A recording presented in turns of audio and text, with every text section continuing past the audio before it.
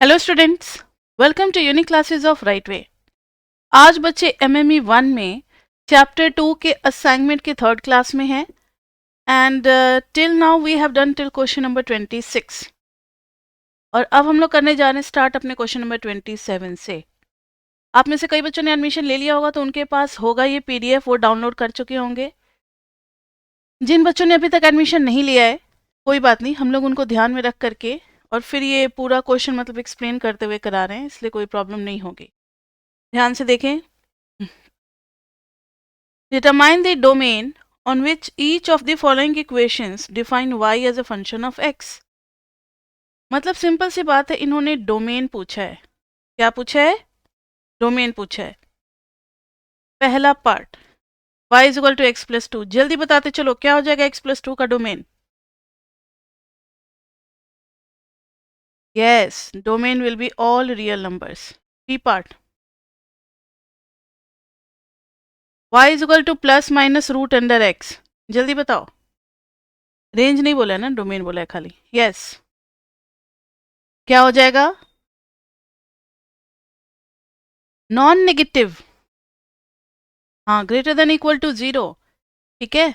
या फिर हम ऐसे लिख सकते हैं सेट ऑफ ऑल, अगर लैंग्वेज में लिखना हो, नॉन नेगेटिव रियल नंबर्स। ये जब चैप्टर 1 आप करोगे ना तो और ज़्यादा क्लियर हो जाएगा। वैसे आप जान लो, जब greater than equal to zero कोई चीज़ होता है तो बस वो नेगेटिव अलाउड नहीं है, तो इज इक्वल टू जीरो आ जाने से नॉन नेगेटिव बोलेंगे, ठीक है। पॉजिटिव में जीरो इंक्लूड नहीं होता है क्योंकि जीरो को ना ही हम पॉजिटिव मानते हैं ना ही नेगेटिव मानते हैं, लेकिन नॉन नेगेटिव में भी जीरो आ जाता है और नॉन पॉजिटिव में भी जीरो आ जाता है। C part y is equal to x to the power 4, जल्दी बताओ।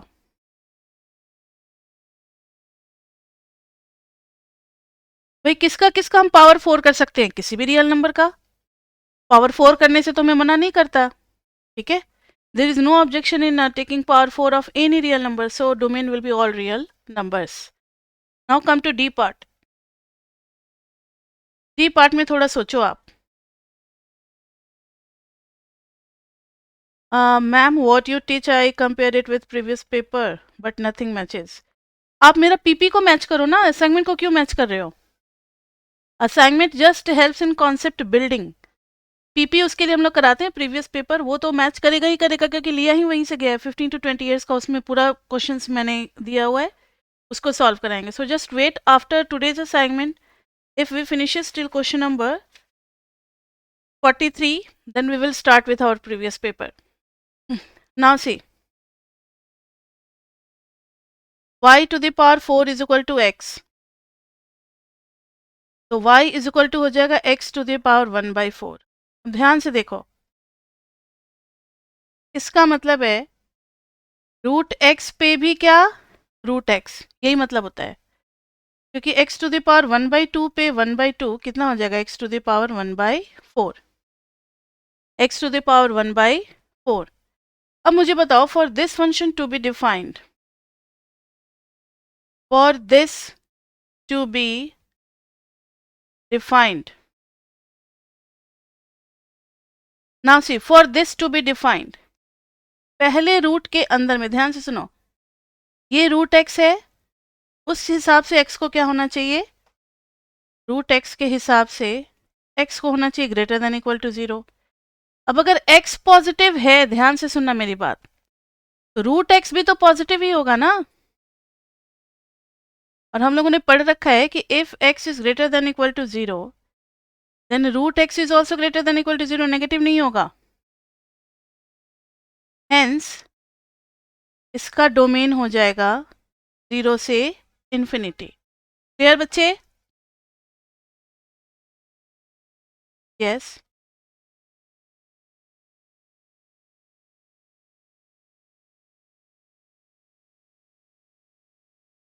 बी और डी में, अच्छा, द क्वेश्चन है determine the domain on which each of the following equations define y as a function of x। अच्छा, हाँ हाँ हाँ, एक मिनट, मतलब y को x का फंक्शन बनाना जरूरी है। इन्होंने डोमेन नहीं सिर्फ पूछा है, क्वेश्चन पूरा पढ़ो, हम लोगों ने सिर्फ डोमेन पे ध्यान दिया। Determine the domain on which each of the following equations define y as a function of x. तो मैंने शायद लास्ट क्लास में बोला था कि हमें ग्राफ बनाना पड़ेगा. अब इसका तो बच्चे स्ट्रेट लाइन होता है, x पे 0, just wait a minute, x 0 तो y 2 ये पॉइंट हो गया, और अगर y 0 तो x माइनस 2, तो ये तो पूरा माइनस इन्फिनिटी टू इन्फिनिटी लेता है. अब y is equal to plus minus root x करोगे, इसका ग्राफ बनाना जरा, y square is equal to x बनेगा. y square is equal to x is this graph. y square is equal to plus root x is this part only. y is equal to minus root x is this part only. ध्यान से सुनो, अगर हम इसको ले लेंगे तो हमने क्लास में पढ़ा हुआ है हॉरिजॉन्टल और वर्टिकल लाइन टेस्ट, उस हिसाब से ये क्या आने लगेगा, वर्टिकल लाइन टेस्ट से नॉट अ फंक्शन. तो अगर इन दोनों को फंक्शन होना है प्लस और माइनस वाले को, तो common part is only x is equal to 0. तो x is equal to 0 is the common part for which it will be defined a function. तो सिर्फ हमें डोमेन नहीं निकालना, हमें ऐसे x की वैल्यूज निकालनी जिसके लिए फंक्शन बन जाए. समझ में आई बात? तो common part is, common points are x is equal to 0 for which it will be a function. समझ में आ गई बात? थोड़ा सा आप लोग इसको सही कर ले बच्चे. तो देखो तो जरा y is equal to x to the power 4 मैंने क्लास में बताया हुआ है आपको graph. y is equal to x to the power 4 का ग्राफ क्या बनता है, y is equal to x square के कंपैरिजन में बनता तो पैराबोला ही है. इसका तो डोमेन हो गया पूरा रियल नंबर्स, लेकिन इसका क्या हो जाएगा, y to the power 4 is equal to x. इसका भी हमें ग्राफ बनाना पड़ेगा.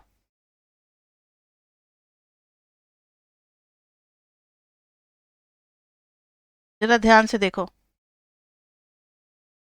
इसका ग्राफ बनाओगे, अगर y square is equal to x सोचते हो, इट्स लाइक दिस वे, तो ये तो हमारा होगा ही नहीं फंक्शन, नहीं होगा ना फंक्शन. अब x की कोई भी और वैल्यू ले लोगे, ध्यान से सुनो, क्यों नहीं होंगे फंक्शन, क्योंकि अगर आप x को 0 छोड़ करके अगर कोई भी और वैल्यू लेते हो, थोड़ा सा मुझे क्लियर पिक्चर बनाने दो, इट्स लाइक दिस, बस एक पॉइंट पे टच करके निकल गया. अब रेड लाइन से देखना, अगर आप x यहाँ ले लेते हो तो भी आपको 2 पॉइंट मिल रहे हैं, x यहाँ ले लेते हो ये वाली x तो भी आपको 2 पॉइंट मिल रहे हैं, हर जगह आपको 2 पॉइंट्स मिल रहे हैं. तो according to vertical line test इन सभी x के लिए क्या ये फंक्शन नहीं है, लेकिन सिर्फ एक x आप इमेजिन करो 0, जिस पे वर्टिकल लाइन टेस्ट एक ही बार टच करके निकल रहा है. तो x is equal to 0 is the only point for which it will be a function, क्योंकि y square is equal to x resembles with y to the power 4 is equal to x, दोनों का graph मोर और less एक जैसा ही बनेगा. तो ये बनेगा x is equal to 0 is the only point for fx to be defined a function. समझ में आ गई बात बच्चे सभी को? चलो अब ई पार्ट करते हैं, मतलब हमें फंक्शन बनाना ही बनाना है. अब जरा सोचो x square minus y square is equal to 1 के लिए, इसका तो ग्राफ मैंने लास्ट क्लास में शायद बनवाया था.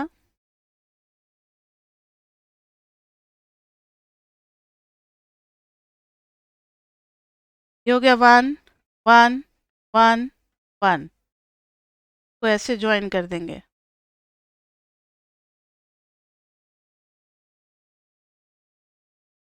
और इसका डायगोनल बना देंगे.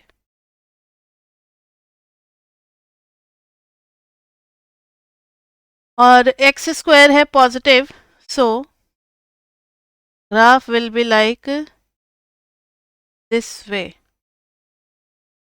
Graph will be like this way. हो गया ग्राफ. अब बताओ ये कहाँ पर होगा फंक्शन, कोई आइडिया? यस,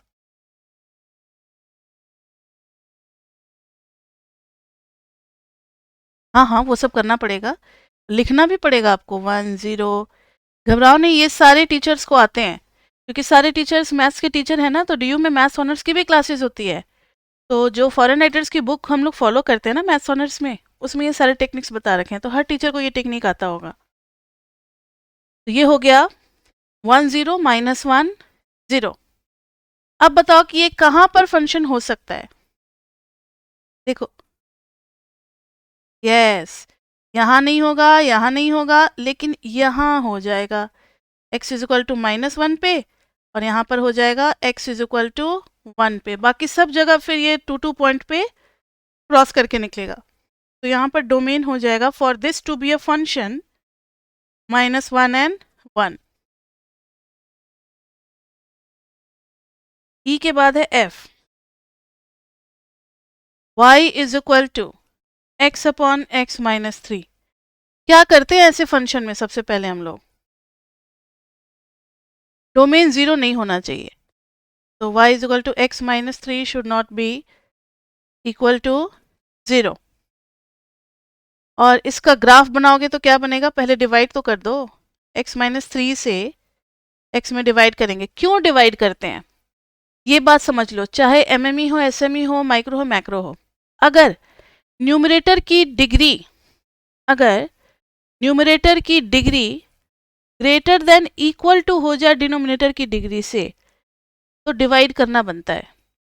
यहाँ पर न्यूमरेटर में हमारा 1 है, डिनोमिनेटर में भी 1 है, तो डिवाइड करेंगे x को, तो 1 से लग जाएगा x -3 माइनस प्लस, ये कैंसिल, ये आ गया 3। तो we can write y is equal to 1 plus 3 upon x -3। अब इसका ग्राफ आप बना सकते हो। y is equal to 1 by x का ग्राफ क्या बनता है? This and this. y is equal to 3 by x का ग्राफ क्या बनता है? वही बनेगा, बस 1 पे 1 की बजाय क्या आ जाएगा? जब x 1 डालोगे तो 3, दिस विल बी 1 3, और -1 पे -3।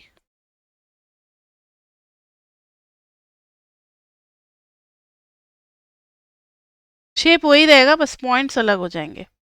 फिर y is equal to 3 upon x -3, तो ये राइट में शिफ्ट हो जाएगा 1 2 3।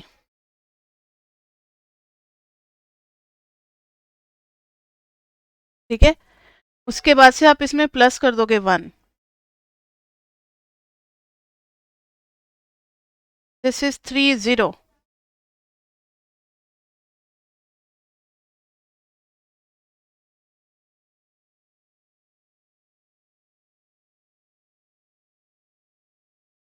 थ्री पे 1 1,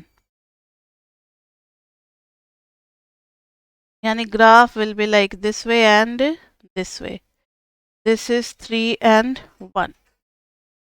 तो ये हो गया हमारा ग्राफ। इस ग्राफ से आपको क्या पता लग रहा है कि आप कहीं भी वर्टिकल लाइन डाल दो, सिर्फ एक ही जगह कट कर रहा है, एवरीवेयर, हर जगह वर्टिकल लाइन सिर्फ एक ही जगह कट कर रहा है। इसका डोमेन सब हो जाएंगे ऑल रियल नंबर्स, बस एक नहीं हो पाएगा, x इज इक्वल टू 3। 3 को बाहर निकाल दिया। क्लियर बच्चे?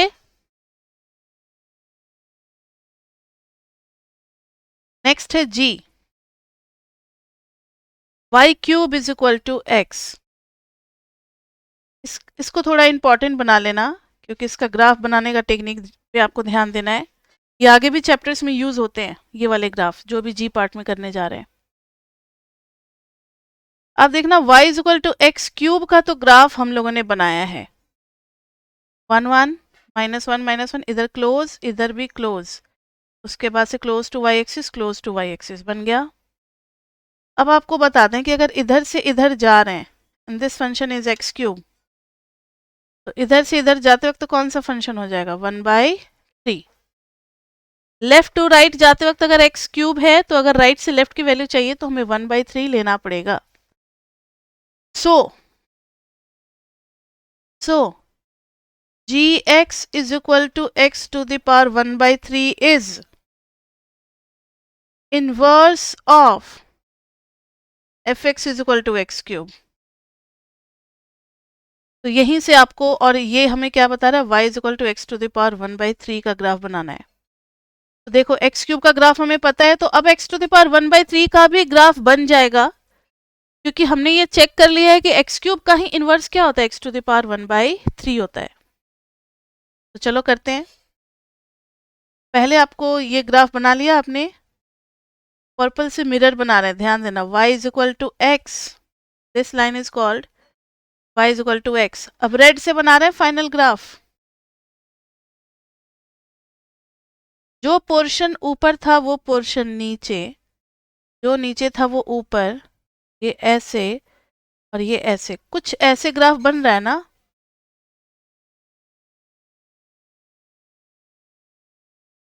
ये एस जैसा नहीं बन रहा, एस लिखते हैं, थोड़ा स्टाइल से लिखो, एस जैसा ग्राफ बन रहा है, एस ऐसे लिखोगे, अगर ढंग से लिखोगे तो थोड़ा सा स्टाइल से बना दो खींच करके, तो एस बन गया ये। तो एस शेप्ड ग्राफ भी हम लोग कहते हैं किसका, एक्स टू द पावर 1/3 का। हम लोगों ने पढ़ रखा है बच्चे कि इनवर्स का ग्राफ जो है वो मिरर इमेज होता है about the line y is equal to x. X cube का ग्राफ बना देंगे और उसी का मिरर इमेज हो जाएगा एक्स टू द पावर 1/3 का। क्लियर?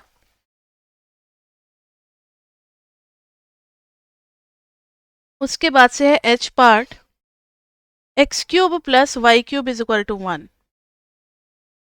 अब जरा ध्यान से देखें, इसको भी बाय इंस्पेक्शन ही बनाएंगे, मतलब पॉइंट्स लोकेट करके। एक्स और वाई तो नेगेटिव भी हो सकते हैं, कुछ पॉइंट्स बताओ। अगर एक्स 1 ले लिया तो वाई 0, अगर एक्स 0 ले लिया तो वाई 1। और क्या हो सकता है, अगर एक्स की जगह,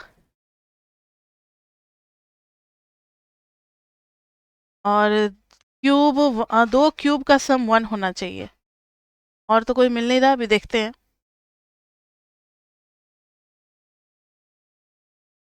1 0 0 1, देर आर 2 पॉइंट्स।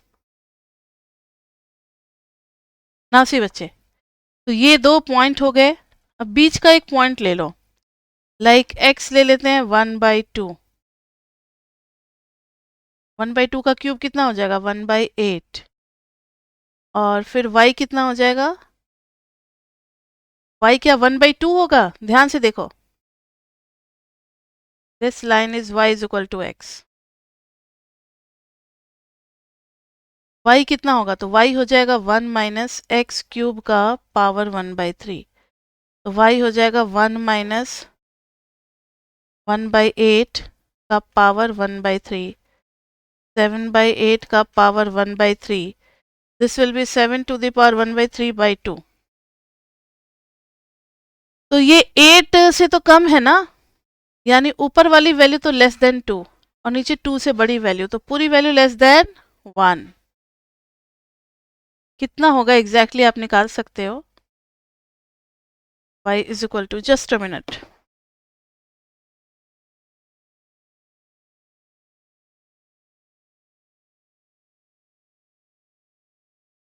ये हो जाएगा 7 का power 1 divided by 3 caret is equal to 1.91 और divided by 2 is equal to 0.9564। तो ध्यान से सुने, ये ऊपर चला जाएगा, 1/2 तो हाफ यहाँ है, लेकिन ये 0.9 के काफ़ी क्लोज है, ऊपर चला गया। हाफ पे हाफ नहीं आएगा, अगर हाफ पे हाफ होता तब ये पॉइंट होता, ध्यान से सुनो, अगर हाफ पे हाफ आता तब तो ये पॉइंट होता, क्योंकि ये लाइन ही हमने y इक्वल टू एक्स लिया है, लेकिन ये पॉइंट तो है नहीं, हाफ पे क्या है, मोर देन हाफ है, तो ऊपर चले गए। अब आप 1 के क्लोज कोई वैल्यू ले लो, like x is equal to 0.9, तब y की वैल्यू आएगी 1 minus x cube to the power 1/3, तो 1 माइनस 0.9 का क्यूब और होल टू द पावर 1/3, तो ये हो जाएगा 1 माइनस ब्रैकेट 0.9 का cube bracket close, this is 0.271, और फिर इसका लेना है cube root divided by 1 divided by 3 bracket close, this is 0.6471। तो देखो जब यहाँ पे पहुंचे हम 0.9, तो यहाँ चले जाते तो 0.9 हो जाता, लेकिन उससे कम रहना है, लाइक दिस वे। इसका ग्राफ कुछ ऐसे आ जाएगा, जस्ट अ मिनट, इसका ग्राफ ना कुछ ऐसे आ जाएगा। समझ में आ गई बात बच्चे? तो ये तो अभी हमने सिर्फ फर्स्ट क्वाड्रेंट का बनाया है, और क्या क्या हो सकता है। जब आपने x1 डाला तो भी आया, -1 डालोगे तो कितना आएगा। तो जो चलो ऐसे ही कुछ पॉइंट्स निकाल करके हमें बनाना है। जब x -1 डालेंगे तो -1 का क्यूब -1 उधर जाएगा 2, तो y आ जाएगा 2 का क्यूब रूट। इसका और कोई तरीका होना चाहिए ग्राफ का। मैक्सिमम मिनिमा तो अभी मैंने आपको पढ़ाया नहीं है, मैक्सिमम मिनिमा आ जाता तो इजी हो जाता। मैक्सिमम मिनिमा से बच्चे ये बहुत इजी हो जाता, y is equal to 1 minus x cube का पावर 1/3 कर देते, इंक्रीजिंग डिक्रीजिंग कर देते, मैक्सिमम मिनिमा कर देते, पूरा ग्राफ बन के आ जाता सामने में। लेकिन अभी तो आपने पढ़ाई नहीं है, 7 और 9 में करेंगे ये चीज़। अभी छोड़ दो आप इसको, x cube plus y cube को ना रहने दो, इसको अभी नहीं करेंगे, इसको चैप्टर 9 के बाद करेंगे। ओके, सबको बात आ रही है समझ में? अब नेक्स्ट क्वेश्चन पे चलना है। क्वेश्चन नंबर 27 इंपॉर्टेंट था, जिसमें टोटल 8 पार्ट्स थे, हमने कर लिया। अब आ जाओ क्वेश्चन नंबर 28। 28 में ग्राफ कुछ ऐसे दिया हुआ है, ध्यान से देखना ग्राफ।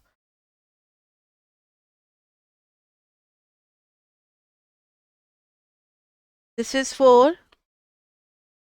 2 -2 -4, और इसके नीचे है 2 नहीं 1 2, फिर है 3 4, मतलब 4 है ये मैक्सिमम। ठीक है, 1 3 4 ये है, यहाँ तक है -2, दिस इज -3। अब पूछा इन लोगों ने फर्स्ट पार्ट में f ऑफ -5, देखो तो जरा f ऑफ -5 कितना है। -5 पे तो कुछ ग्राफ है ही नहीं। अच्छा एक मिनट, एक मिनट, थोड़ा सा इसको सही कर लो।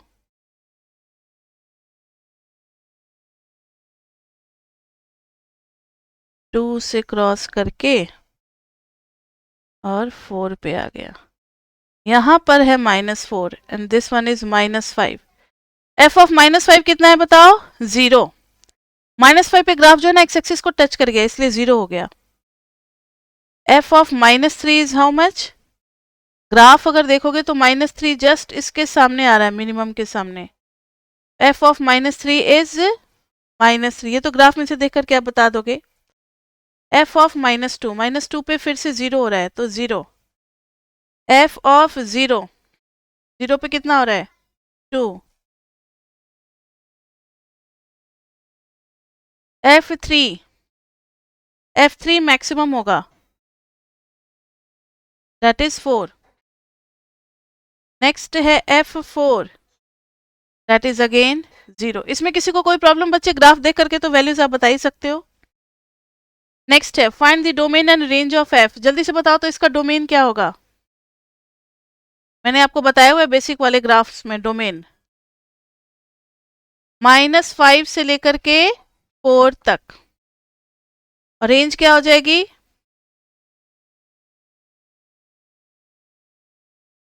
हाँ -3 से लेकर के 4 तक, ये इसका रेंज है, और डोमेन है -5 to 4। तो this was your question number 28। Yes बच्चे,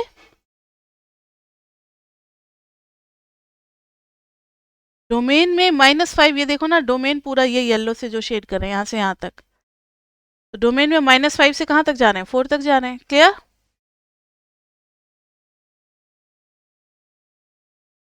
फिर 29, तो explain how to get the graph of 4 functions defined by this based on the graph y equal to fx। ये तो खैर इजी है, वही है।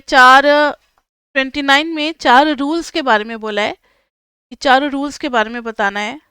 तो आप अपना बता दोगे कि y इक्वल टू fx है, सपोज करो y is equal to f x is this one, तो एफ एक्स प्लस के क्या होगा, एफ एक्स माइनस के क्या होगा, f of x plus minus k क्या होगा। इन चारों रूल को बताना है, तो ये तो आप अपना एक्सप्लेन कर दोगे, थ्योरेटिकल क्वेश्चन है। 30। अब हमें ग्राफ स्केच करना है। y is equal to x square plus one, जल्दी जल्दी करें बच्चे, आप सभी को आता है। y is equal to x square, this graph, y is equal to x square plus 1, this graph, and this point is 0, 1. B part, y is equal to x plus 3 का होल स्क्वायर। तो देखो तो जरा, y is equal to x square करेंगे, y is equal to x plus 3 का whole square, तो left में आ जाएंगे -3, 1 2 3, इट्स लाइक दिस वे, -3 0, -3 0, यही बन गया हमारा। ठीक है, सी पार्ट में है y is equal to 3 minus x plus 1 का होल स्क्वायर। तो स्टार्ट किससे करेंगे, y is equal to x square से, सब आप लोगों को आता है इसलिए हम फास्ट बना रहे हैं। y is equal to x square ये बनता है ना अपवर्ड पैराबोला। अब धीरे धीरे y is equal to x plus 1 का होल स्क्वायर, लेफ्ट में ये बन गया -1 0, फिर आ गया y इज, अच्छा ये पैरेलल नहीं जाएगा, ये कट करके निकलेगा तो सही, पैराबोला है तो कट करके जाएगा तो कहीं, y is equal to minus x plus 1 का होल स्क्वायर, माइनस का मतलब है नेगेटिव हो जाएगा डाउनवर्ड, लाइक दिस वे। फिर y is equal to 3 minus x plus 1 का होल स्क्वायर, तो 3 ऐड कर देना है इसमें,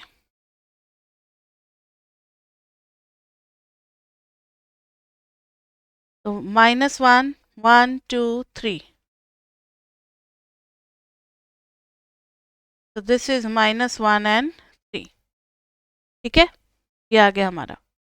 यस क्या y की जगह 2y होता तो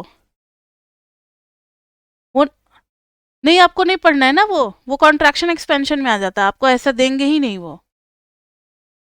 ठीक है, आपको सिर्फ 6 रूल्स आपके कोर्स में है।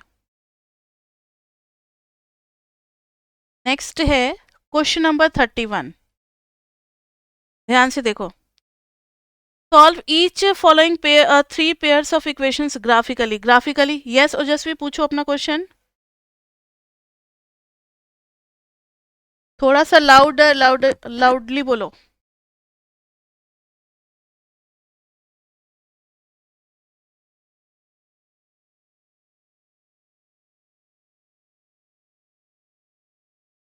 उतना ज्यादा नहीं करना क्योंकि वो आपका ओरिएंटेशन देखेंगे, और जब पैराबोला होता है तो पैराबोला तो खुलता ही है ना, कभी भी बैक थोड़ी आता है, तो जब इसका डाइवर्जिंग नेचर होता है तो कभी ना कभी तो क्रॉस करके जाएगा।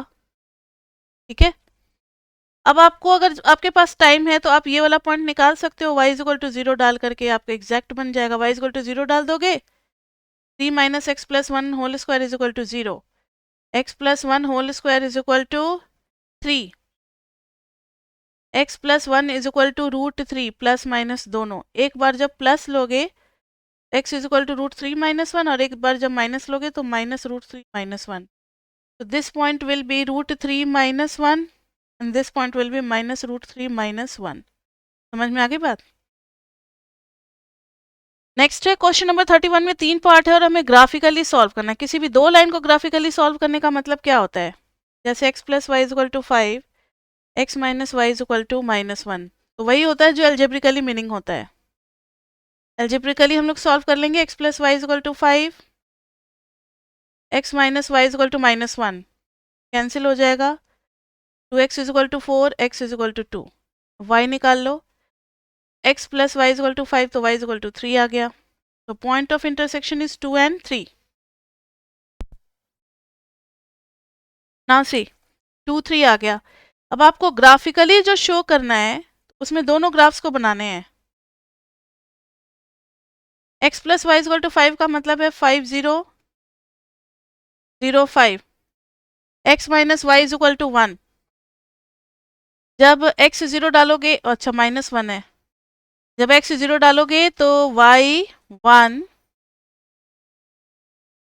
और जब y 0 डालोगे तो x -1।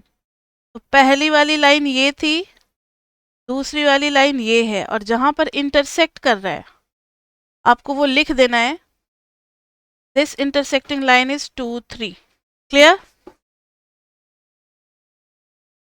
तो देखो, चैप्टर 2 से आते तो दो ही टाइप के क्वेश्चन है, एक है ग्राफ और एक है डोमेन। लेकिन ये सब हम लोग क्यों कर रहे हैं? क्योंकि ये सब कहीं ना कहीं किसी ना किसी चैप्टर में क्या यूज होता रहता है। ठीक है, ये कहीं ना कहीं यूज होता रहता है, तो करना जरूरी है। नेक्स्ट, इसका बी और सी पार्ट आप लोग खुद कर लेना। Question number 32। Question number 32, draw graph for the following equations. 3x plus 4y is equal to 12। now see, तो 3x plus 4y is equal to 12। इसका ग्राफ बनाना ये नहीं बताएंगे हम, आप बना सकते हो। इसका क्या करोगे, इंटरसेप्ट वाले फॉर्म से बनाना है। किस फॉर्म से बनाना है? इंटरसेप्ट फॉर्म से। आप लिख दोगे 3x upon 12 plus 4y upon 12 is equal to 1। x upon 4 आ गया, y अपॉन 3 आ गया, इज इक्वल टू 1। x है 4 1 2 3 4, y है 1 2 3। इन दोनों को ज्वाइन कर दो, लाइन आ गई। x intercept is 4 and y intercept is 3। p part, p part, x by 10 minus y by 5 is equal to 1। तो x के सामने कितना ले लेना है? 10। y के सामने क्या ले लेना है? -5। दोनों को ऐसे ज्वाइन कर देंगे, you will get the line. C में है x इज इक्वल टू 3, 1 2 3, हो गया लाइन। ये सब तो इजी है।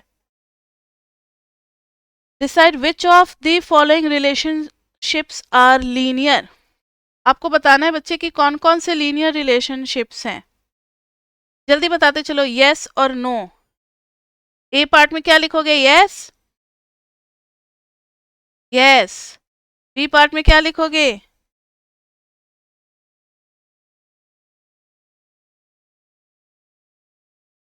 बी पार्ट में भी यस ही होगा। सी पार्ट में क्या लिखोगे? नो, क्योंकि क्वाड्रेटिक है ना। कैसे? जब आप इन दोनों को मल्टीप्लाई करोगे ना तो कुछ ऐसा मिलेगा। तो इसमें हो जाएगा नो, इसमें हो जाएगा यस, इसमें हो जाएगा यस, लीनियर के मामले में। एक डी है, जरा इसको ध्यान देना, p1x1 plus p2x2 is equal to R. ये क्या है? यस। ठीक है, नेक्स्ट है अब हमारा question number 34। Determine the relationship between centigrade and Fahrenheit temperature scales when you know that the relation is linear। जब सेंटीग्रेड और फ़ारेनहाइट का रिलेशनशिप लीनियर है तब हमें निकालना है। वाटर फ्रीजेज एट, मतलब 0 degree centigrade is equivalent to 32 degree Fahrenheit, और water boils at 100 degree C से कहाँ तक? 212 डिग्री फ़ारेनहाइट तक। मतलब जो इसका 0 डिग्री सी है वो 32 डिग्री फ़ारेनहाइट है, और 100 डिग्री सी से 212 डिग्री फ़ारेनहाइट है। तो आप इस तरीके से समझ सकते हो कि अगर मैंने इधर सेंटीग्रेड और इधर फ़ारेनहाइट लिया है तो हमारे पास दो पॉइंट है, 0 पे 32 और इधर है 100 पे 212। तो कुछ ऐसा आएगा, 0 पे 32 और इधर आएगा 100 पे 212, 100 पे 212। तो अब आप इक्वेशन निकाल सकते हो, 2 पॉइंट फॉर्म का पता है ना। ये हो गया सी, ये हो गया F, C1 F1 C2 F2। तो लिखोगे F minus F1 by F1 minus F2 equal to C minus C1 by C1 minus C2। F minus F1 is 32, 32 minus 212 equal to C minus C1 is 0, नीचे 0 minus 100 आ गया f minus 32, नीचे में कितना आ गया 180, नहीं 190 ना, कितना आएगा?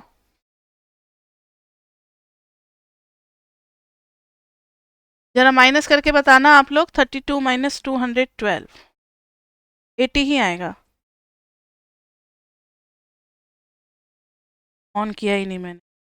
32 माइनस 212, यस, तो माइनस 180 इधर आ गया, c by minus 100, minus minus cancel. तो बच्चे अब ये सॉल्व करके आ कितना रहे जरा देखना, कैंसिल वैंसिल होगा ये? 2 से चला 20 से चला जाएगा 5 9, तो f minus 32 is equal to 9c by 5, f is equal to 32 plus 9 by 5 into C. तो ये आ गया हमारा लीनियर रिलेशनशिप। आपने कुछ 9th या 10th में ये साइंस क्लास में पढ़ा होगा। दोनों temperature, measurement of temperature scale जो है उसके बीच में लीनियर रिलेशनशिप का फॉर्मूला है। क्लियर बच्चे सभी को? अब है विच टेम्परेचर, अभी इसका बी पार्ट भी है, 34 का बी कर रहे हैं। Which temperature is measured by the same number in both centigrade and Fahrenheit. ध्यान से देखो जो क्वेश्चन में पूछना चाह रहे हैं कि 0 है तो यहाँ 32 है, यहाँ 100 है तो यहाँ 212 है, लेकिन कौन सा ऐसा टेम्परेचर होगा जो दोनों में सेम आएगा? यानी F इज इक्वल टू आपको पुट कर देना है C, तो C is equal to 32 plus 9 by 5 into C. तो C 9 बाई 5 उधर लेते जाएंगे, minus 32 equal to 9 by 5 minus 1 into C, minus 32 is equal to 9 minus 5 4 by 5 into C, तो C इज इक्वल टू 4 8 जा माइनस 40। माइनस 40 डिग्री सेंटीग्रेड जो है ये ऐसा टेम्परेचर है जो माइनस 40 डिग्री सेंटीग्रेड भी शो होगा और माइनस 40 डिग्री फ़ारेनहाइट भी शो होगा। ठीक है, ये हो गया। अब क्वेश्चन नंबर 35 जो कि बहुत इजी है। Determine the equation of and draw the graph for the following straight line. तो सब कुछ दे रखा है, line passing through a point, एक लाइन पास कर रहा है किससे 1 3 से एंड हैविंग स्लोप कितना 2। तो बस हमें इक्वेशन पता है y minus y one is equal to m into x minus x one. तो y minus y one is 3, y minus y one is 3 equal to m is 2, x minus 1। तो y is equal to कितना आ गया 2x minus 2 plus 3, y is equal to 2x plus 1। ये आ गई equation of line. इसी तरीके से L2 passes through 2 points. ये सारे कंडीशन है जो कि बहुत इजी हैं, आप लोग कर सकते हो B C D, do it yourself. हर टाइप के इक्वेशन को निकालना हमें आता है। Passing through a point and having slope है, पासिंग थ्रू 2 पॉइंट्स भी आता है, पासिंग या इंटरसेप्ट और पासिंग थ्रू पॉइंट ये सब भी हमें आता है। तो ये बी सी डी आप अपना कर लोगे। Now come to question number 36। A line L passes through the point this and has a slope of this one. एक लाइन जो है वो पास कर रहा है किससे, लाइन पास कर रहा है 1 1 से एंड स्लोप कितना है 3। A second line M passing through minus 1 2 and 3 minus 1। ये है लाइन, इसको नाम दे दिया है L। एक दूसरी लाइन है M, मुझे नहीं पता है कि इंटरसेक्टिंग है या नहीं, इसलिए अपना अलग ही बना रहे हैं, minus 1 2 and 3 minus 1। Find the equation of line L and M and their point of intersection P। ठीक है, निकल जाएगा। पहले इक्वेशन तो निकाल लें। इधर क्या हो जाएगा y minus y one equal to slope x minus x one, slope की जगह m डाल दो। तो y minus one is equal to 3 into x minus one, y is equal to 3x minus 3 plus 1। तो y is equal to 3x minus 2। अब इधर निकालेंगे तो y माइनस y1, इसको ले लो x1 y1, इसको ले लो x2 y2, y minus y1 upon y1 minus y2, y2 है -1 जो कि हो जाएगा +1 is equal to x minus x1 तो +1 अपॉन x1 माइनस x2,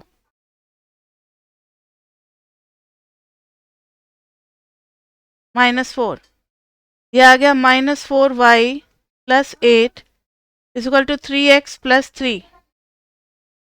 तो ये हो गया 4y plus 3x is equal to 8 minus 3 5। दोनों आगे, दोनों को सॉल्व कर लेंगे, दोनों को। y is equal to 3x minus 2 को यहाँ डाल देंगे तो 4 into 3x minus 2 plus 3x is equal to 5, 4 3 जा 12x minus 8 plus 3x is equal to 5, 12 plus 3 15x is equal to 8 5 13, x is equal to 13 by 15। अब y निकालेंगे तो y is equal to 3x minus 2, y is equal to 3 into x minus 2, 3 5 जा 13 minus 10 कितना आ गया 3 by 5। तो point of intersection is 13 by 15 and 3 by 5। Clear बच्चे? Draw the figure draw करना है तो मैंने अलग अलग बनाया, आप अपना पूरा अच्छे से बना सकते हो, इसी पे काट देना और पॉइंट ऑफ इंटरसेक्शन को लोकेट कर देना। ठीक है, ये था हमारा question number 36। Next is question number 37। The total, ध्यान से सुनना क्योंकि ये लैंग्वेज वाला क्वेश्चन है और आप अपने नोटबुक में डेटा लिखते जाओ जो जो जरूरी होगा। दी टोटल कॉस्ट y, तुरंत लिख लो y क्या है हमारा cost of producing x unit of some commodity is a linear function. Linear function है तो ax प्लस b, x क्या हो गया commodity, commodity means this is demand, quantity, and y is cost, and x is commodity. Next है records show that on one occasion 100 units were made at a total cost of $200। यानी जब y $200 था तो हमने कितना manufacture किया था 100 units, ये हमें गिवन है। लेकिन जब भी इक्वेशन ऑफ लाइन निकालनी है तो लाइन के लिए एक पॉइंट से हम लाइन नहीं निकाल सकते, हमें कम से कम 2 पॉइंट होने चाहिए, एक हिंट से काम नहीं चलेगा, जरूर एक और हिंट होगा। क्वेश्चन पढ़ो तो, and on another occasion 150 units were made at a total cost of $275। Express the linear equation for total cost in terms of the number of units x produced। तो y as a function of x, यही हमें equation निकालनी है। 2 hint हमें given है, बहुत बढ़िया। y is equal to आप डाल दो 200, तो x की जगह पे 100 a प्लस b, y की जगह पे डाल दोगे 275, इधर आ जाएगा 150 a प्लस b। अब आप माइनस कर दो, b कैंसिल, 100 माइनस 150 कितना हो गया -50 a, और इधर हो गया -75, minus minus cancel, a is equal to कितना आ गया 75 बाई 50, 25 2 जा 25 3 जा, तो a इज इक्वल टू आ गया 3/2। अब हमें b चाहिए, किसी एक में डाल दो, 200 is equal to 100 a plus b, 200 is equal to 100 into 3/2 plus b, 2 से गया 50, 200 is equal to 150 plus b, तो b इज इक्वल टू आ गया 50। तो इक्वेशन आ गई y is equal to x plus b ना, तो y is equal to 3/2x plus b 50। This is our cost function depending upon commodity x। This is our cost function depending upon commodity x। Clear बच्चे? Next है question number 38। इन्होंने कहा है find the equilibrium price. Equilibrium price निकालना है। अब देखो अभी हम लोगों ने जो 2-3 क्वेश्चन में जो पॉइंट ऑफ इंटरसेक्शन निकालना सीखा है उसका हेल्प करेंगे इक्विलिब्रियम प्राइस निकालने में। डिमांड फंक्शन हमें दे रखा है 75 माइनस 3p, सप्लाई फंक्शन दे रहा है 20 प्लस 2p। तो मुझे ये बताओ कि डिमांड भी क्वांटिटी डिमांडेड ही होता है और सप्लाई भी क्या होता है, क्वांटिटी सप्लाइड ही होता है। तो क्यों ना हम इसको x रिप्रेजेंट कर दें, x रिप्रेजेंट क्वांटिटी, इक्विलिब्रियम का प्राइस, इक्विलिब्रियम का क्वांटिटी, इक्विलिब्रियम का क्वांटिटी, इक्विलिब्रियम का प्राइस, दोनों सेम होंगे। ये x और ये x सेम होगा। 75 minus 3 equilibrium price is equal to 20 plus 2 equilibrium price, तो 50 इक्वल टू 5 इक्विलिब्रियम प्राइस आ गया 10। ठीक है, अब है क्वेश्चन नंबर 39। ध्यान से देखिए बच्चे, क्वेश्चन नंबर 39 बहुत अच्छा क्वेश्चन है और आज अगर टाइम थोड़ा सा ज़्यादा लेना पड़ा तो 5-10 मिनट टाइम हम लोग एक्स्ट्रा, अभी ये क्लास जो है एग्जैक्टली 40 पे नहीं ख़त्म होगी। टाइमिंग तो हमारा मतलब 7:40 तक होता है, लेकिन थोड़ा सा 5-10 मिनट ऊपर लग सकता है क्योंकि हमारा अब लास्ट होने को है, 43 क्वेश्चन ही हैं असाइनमेंट में। तो 5-10 मिनट अगर ऊपर लगेगा तो आज थोड़ा सा टाइम एक्स्ट्रा हम लोग एमएमई में दे देंगे। ठीक है, तो 39 देखना, पी प्राइस 11 होगा। 11 आया है क्या, क्यों 11? अच्छा हाँ ठीक है ठीक है ठीक है ठीक है, सही कर लो। 75 माइनस 20 कितना हो गया, 55, तो 11 आएगा इक्विलिब्रियम प्राइस।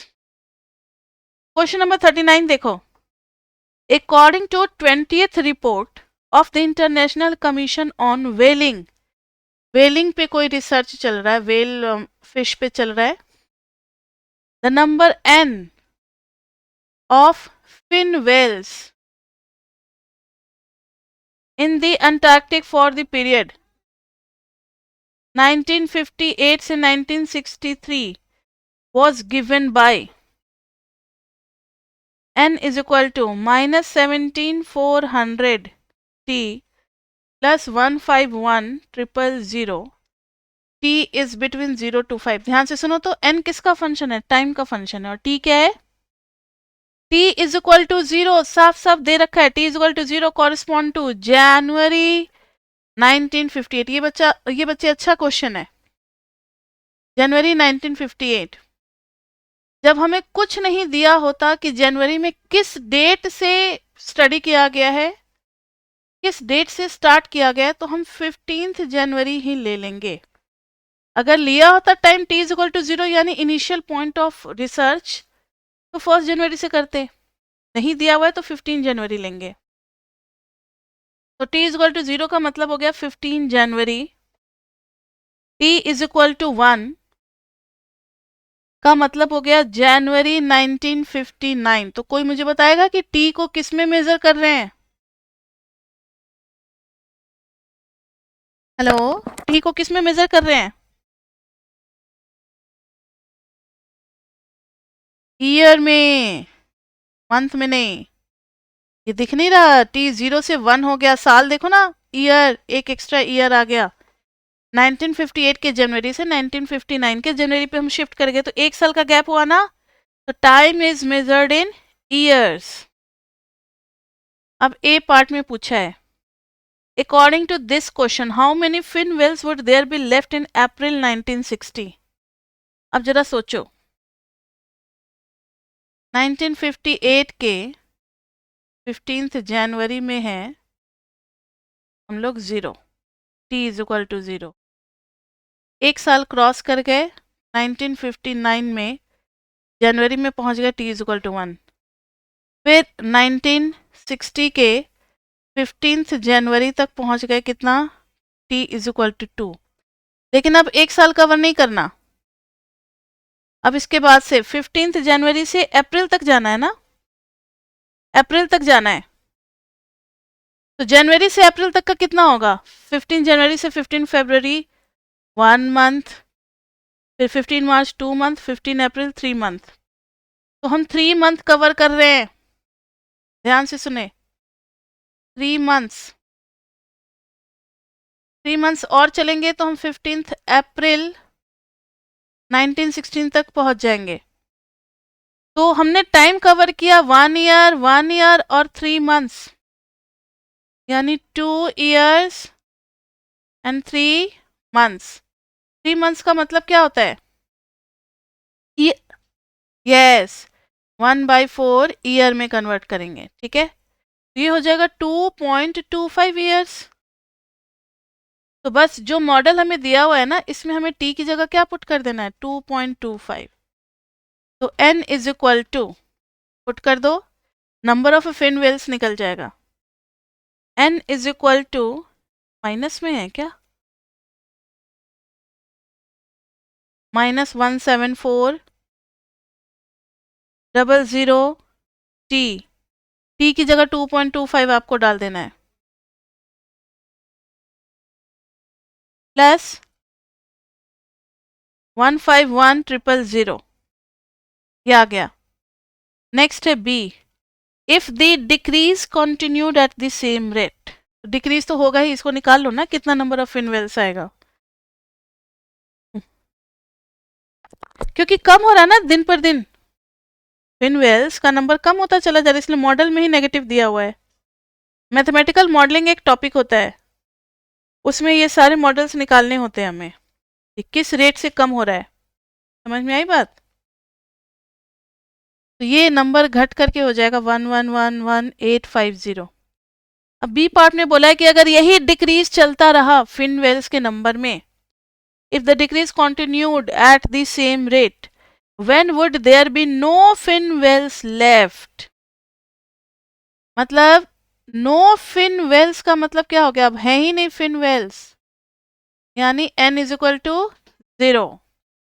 आप जरा सॉल्व करें n इज इक्वल टू 0 डाल करके, तो 0 is equal to -17400 t plus 151,000। t की वैल्यू निकालेंगे तो ये उधर जाएगा 151,000 बाई 17400, ये cancel. 1,510 divided by 174 is equal to 8.678 years. अब ध्यान से सुनो, खाली इतना लिखने से काम नहीं चलेगा। T0 कब था, फिर ऐसा ही कुछ बनाना पड़ेगा। ये T0 था 1958 के 15 जनवरी को हम थे t इज इक्वल टू 0 में। 8 साल आगे निकल गए, 8 में 8 जोड़ दो, 1966 तक पहुंच गए। 15 जनवरी t इज इक्वल टू 8। अब 0.678 है, 0.678 का मतलब कितना होता है? कितना ही है? 2/3, ठीक है। 667 होता तब एग्जैक्टली 2/3 बोलते, लेकिन 678, तो आप ऐसे करोगे कि 1 का मतलब होता है 12 मंथ्स, तो 0.678 का मतलब कितना हो गया? तो 12 इंटू 0.678 निकालो तो कितना मंथ? 12 इंटू 0.678, 8.136। यानी अभी ध्यान दो, 8 मंथ्स आगे जा रहे हैं, तो जनवरी से 8 मंथ आगे जाएंगे तो किस मंथ में पहुंचेंगे? जल्दी बताओ।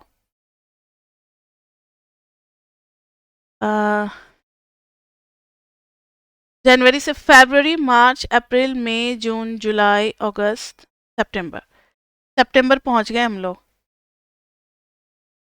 और 0.136 मंथ का मतलब क्या होता है? 1 मंथ का मतलब होता है 30 डेज। तो 0.136 का मतलब कितना हो जाएगा? 30 इंटू 0.136, कितना डेज हो गया? 30 इंटू 0.136, 4 डेज। तो इस तरीके से हम लोग पहुंच जाएंगे। 15 सितंबर तक तो पहुंच ही चुके हैं, ध्यान से देखो, 15 सितंबर तक पहुंच चुके हैं और 4 दिन और एक्स्ट्रा, तो फाइनल डेट विल बी 19 सितंबर। और कौन सा ईयर? 1966। क्लियर बच्चे? यस,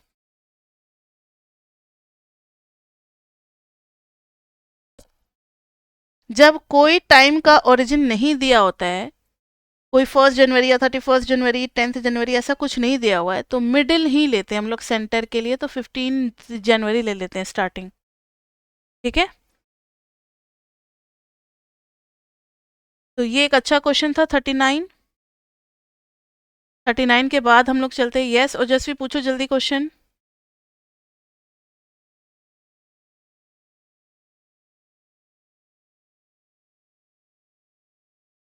4 के बाद भी डेसिमल आ रहा है? हाँ, तो वो कुछ घंटा और हो जाएगा, उतना हम लोगों को नहीं देखना, डे पे पहुंच गए यही बहुत है, इतना तो है भी नहीं बुक में आंसर। ठीक है, थोड़ा सा लाउडली बोलना, मेरे तक आवाज आपकी कम आ रही है।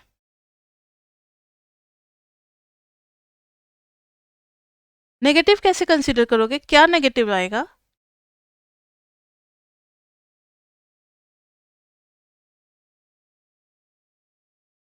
अब देखो, हम लोगों ने आर तो नहीं लिया है, डे में भी कौन सा आर नहीं लिया है, इसलिए सिर्फ हम लोग 4 डेज ही अप्रोक्सीमेट करके ले लेंगे। ठीक है, आप 19 सितंबर लिखो या 20 सितंबर लिखो, 4 पॉइंट समथिंग चला गया, तो आपका ये कहना है कि मैम थोड़ा सा भी आगे चला गया तो हमें 5 डेज ले लेना चाहिए। ले सकते हो, दोनों ही सही माना जाएगा, कोई गलत नहीं है। ठीक है, क्वेश्चन नंबर 40 देखो। Expenditure of a household on consumer goods C is related to the household income Y. यानी सी है कंज्यूमर गुड्स एक्सपेंडिचर है, C is what, expenditure, and y is what, income. When the household income is, यानी जब y था $1000 तो expenditure था $900। अब आगे दे रखा है, and when ever income is increased bye $100, तो बता सकते हो नई वाली इनकम कितनी हो गई? 1100। जो पहले इनकम थी उसमें 100 का इंक्रीमेंट हो गया तो 1100 हो गया।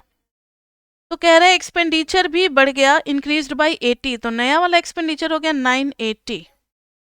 नया वाला एक्सपेंडिचर कितना हो गया? 980। Express the expenditure on consumer goods as a function of income, तो हमें सी फंक्शन को निकालना है as a function of income, assuming a linear relationship. तो ध्यान से देखो, आप मान लोगे C is equal to A Y plus B, और ये जो दो हिंट दे रखे हैं C 900, फिर A into 1000 plus B, this is equation number 1, फिर 980 is equal to A into 1100 plus B, this is second equation. आप सॉल्व करके A और B निकाल लेना, ये कंजम्पशन फंक्शन भी आ जाएगी। क्लियर? नेक्स्ट है क्वेश्चन नंबर 41। 41 में तो बच्चे दो दो इक्वेशन दी हुई है, दोनों को ग्राफिकली सॉल्व करना है, तो ये तो हम लोगों ने एक जगह किया था, वैसा ही सेम ही आप अपना कर लोगे। Question number 42। 42 और 43 दोनों एक जैसे, इनइक्वलिटी को हमें शेड करना है, 42 और 43, तो बेटर है कि हम 42 छोड़ करके 43 कर लें। लास्ट क्वेश्चन है बच्चे। यस, क्या बोल रहे हो? थोड़ा सा लाउडली बोलना। ए? किसमें ए? अच्छा, इसमें पूछा है क्या इन्होंने? ए ये रिप्रेजेंट करेगा C इज इक्वल टू, ये सब बच्चे पढ़ाएंगे चैप्टर 4 में, अभी नहीं पढ़ना है आपको, लेकिन आपने पूछा तो बता देते हैं। Consumption is function of income. अब आप इसको जरा डिवाइड करके देखो, डिफ्रेंशिएट करके देखो, तो D C by D Y A आ जाएगा, बी क्या हो जाएगा? 0। तो A is derivative of consumption with respect to income. और आपने डेफिनेशन पढ़ा होगा कि when income is increased by 1 unit then consumption changes by some unit, and that some unit is called what? उसके लिए एक टर्म होता था, याद है किसी को? एमपीसी। हाँ, मार्जिनल प्रोपेंसिटी टू कंजम्पशन, तो वही एमपीसी है ये a rate of change of consumption है व्हेन वी चेंज इनकम।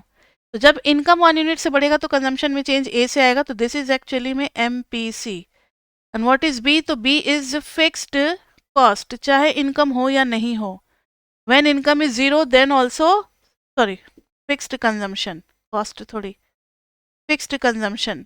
जैसे ऑटोनोमस गुड्स होते हैं ना, जैसे अपने जिंदा रहने के लिए रोटी कपड़ा और मकान तो खर्च करना ही पड़ेगा, तो वो हमारा बी है।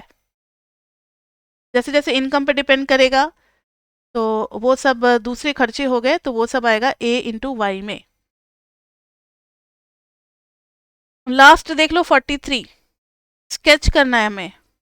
3x plus 4y less than is equal to 12, x minus Y less than equal to 1, 3x plus Y greater than equal to 3।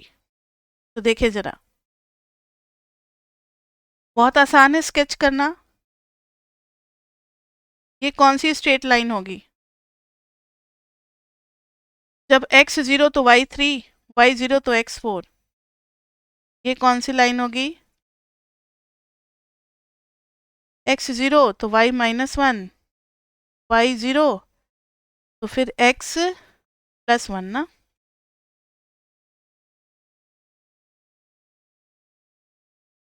x 0 तो y माइनस 1, ठीक है। अब इधर देखो, ये कौन सी लाइन होगी?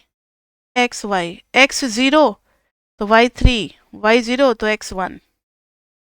सबको लोकेट करेंगे, सबको मतलब पहले स्केच करेंगे। 0 3 0 माइनस 1 तक जाना है। 1 2 3 1 2 3 1 2 3। तो 0 3 is this point, 4 0 4 0 is this point। इससे लाइन को क्रॉस करा दो। इस लाइन की इक्वेशन लिख दो, 3x plus 4y is equal to 12। दूसरी जो लाइन है वो है 0 माइनस 1, दिस पॉइंट, एंड 1 0 से पास करती हुई। इस लाइन की इक्वेशन आप लिख दो, x minus Y is equal to 1। And the third line is 0 3 and 1 0।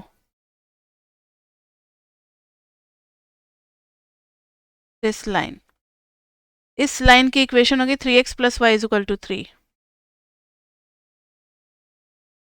अब रीजन बाउंडेड बाय, जरा इसमें ओरिजिन टेस्ट लगाना। 0 plus 0 less than is equal to 12 तो yes, 0 minus 0 less than is equal to 1 तो yes, 0 plus 0 greater than equal to 3 तो no. यानी पहले दोनों लाइन में 3x प्लस 4y में टुवर्ड्स द ओरिजिन रहना है, इसमें भी सेकंड वाले में भी x माइनस वाई में टुवर्ड्स द ओरिजिन रहना है। अच्छा, ओरिजिन तो इसमें ऊपर है ना, सॉरी, ओरिजिन तो उधर की तरफ है ना, इधर है ओरिजिन।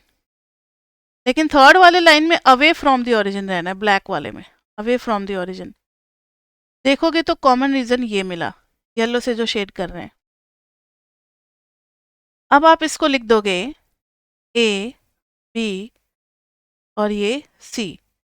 जहां पर आपको B तो पता है, B क्या है 0 3, C भी आपको पता है 1 0, लेकिन A के लिए आपको सॉल्व करना पड़ेगा। किसको किसको? ब्लू और ग्रीन वाले को।